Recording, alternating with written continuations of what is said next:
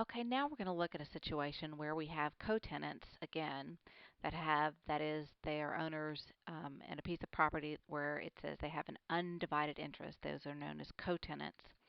So we're going to look at a situation where we have co-tenants that own different interests in the same property, but this time they're going to sign leases with different royalty rates.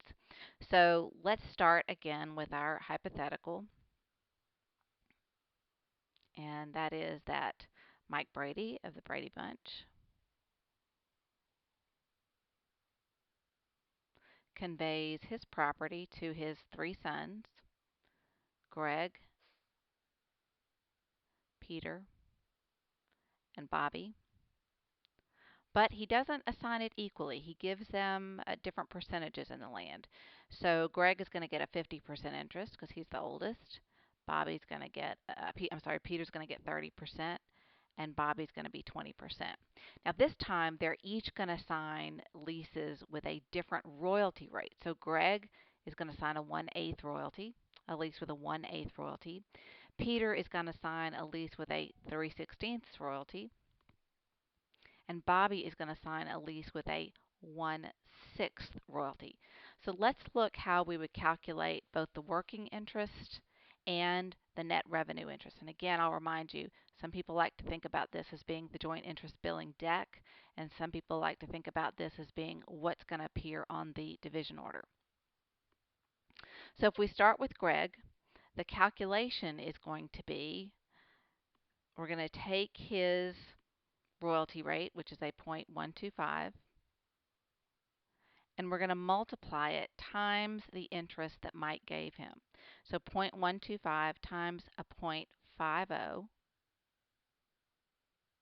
and that's going to calculate to, just to kind of give you an idea of what you're thinking, half of 12 or half of 0.125, that's going to be a 0.0625. So that's going to be Greg's interest. So then to calculate the working interest owner, we know that if Greg has a 1/8 royalty, the lessee is going to have a 7/8 royalty, or in decimal form 0.875, again times his 0.50% interest, and that is going to leave the lessee with a 0.4375 interest. And if you add this up together, it's going to equal a 50% interest. So Greg's working interest, if he grants an oil and gas lease, he's going to give away all of his working interest, and he's going to retain his 0.0625 interest. The lessee is going to get all of Greg's working interest. Greg had a 50% working interest, so the lessee is going to get a 50% working interest. And the net revenue interest then is going to be 0.875 times 0.50, which is going to be 0.4375.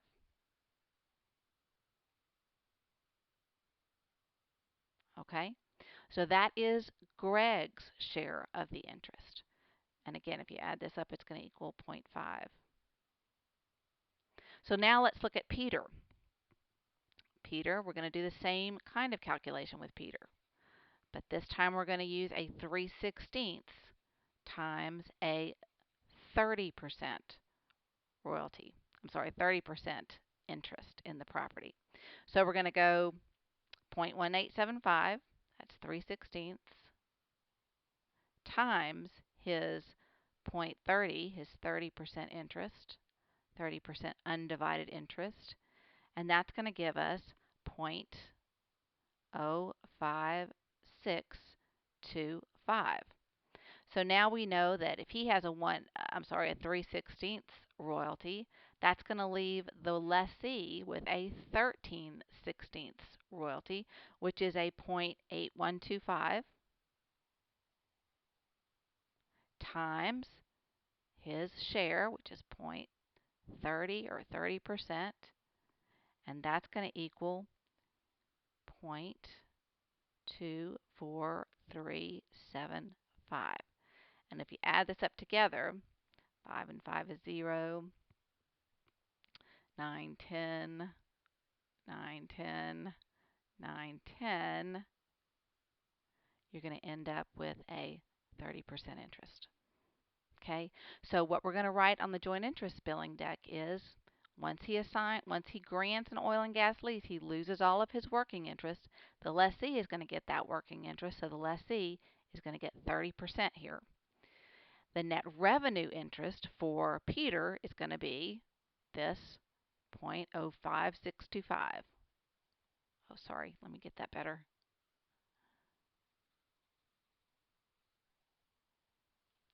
That's going to be 0.05625. And that's going to leave the lessee with 0.8125 times 30% is going to be 0.24375. And again, that is going to total to 30%, or 0.30.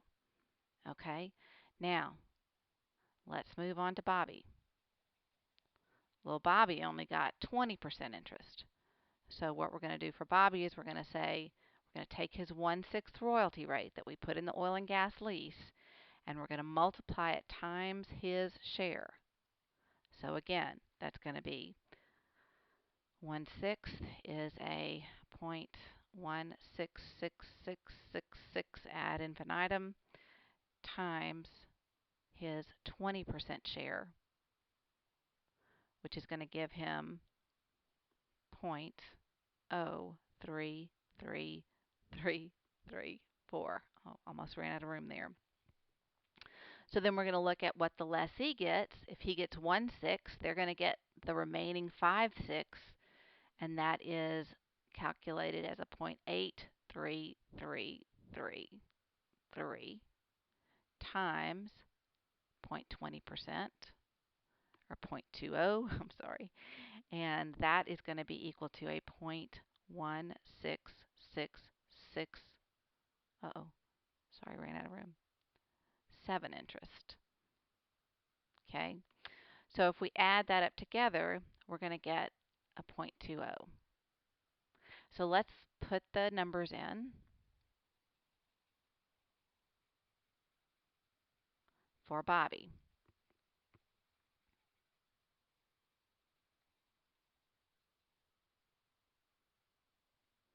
Okay, so for Bobby, his working interest was 20%, but when he granted the lease, he gave it all to the lessee. And so the lessee is going to have that 20%, or a 0.20.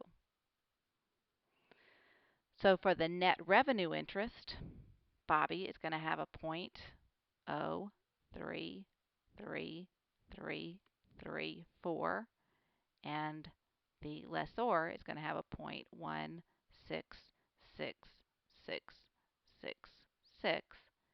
and if you calculate that together, that's going to equal 20%. Okay. Now, I want to make it clear that if you are negotiating an oil and gas lease with an owner, and that owner only owns a certain percent, what you're going to write into the lease is not this number. You're not going to write 0.0625 in the lease. You're going to write 1/8 in the lease. Okay, even though you know he only owns a 50% interest in that 1/8. And the reason is because most leases have a clause in there called the Proportionate Reduction Clause. Oops, sorry. Reduction Clause. And what it says is that if this lease covers a less interest in the minerals than the entire and undivided fee simple estate, then the money to be made is going to be paid only in the proportion to which the owner actually bears to the whole lease. So that's what gives us the right in the division order to change that 1/8 to a 0.0625, because the proportionate reduction clause says that we can reduce the royalty rate based on what they actually own in the fee simple estate. So again, for the 3/16 royalty, what you're going to put in the lease is not 0.05625. You're not going to do this calculation.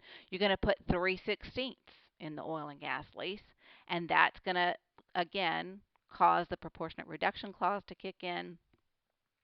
So what's going to show on your division order is this 0.05625. And then again, you're going to put a 1/6 royalty in the oil and gas lease. You're not going to put a 0.03334 because, again, the proportionate reduction clause is going to allow you to do that on the division order. So I hope this was helpful. And again, I would appreciate any feedback you could give me. And I'll see you next time.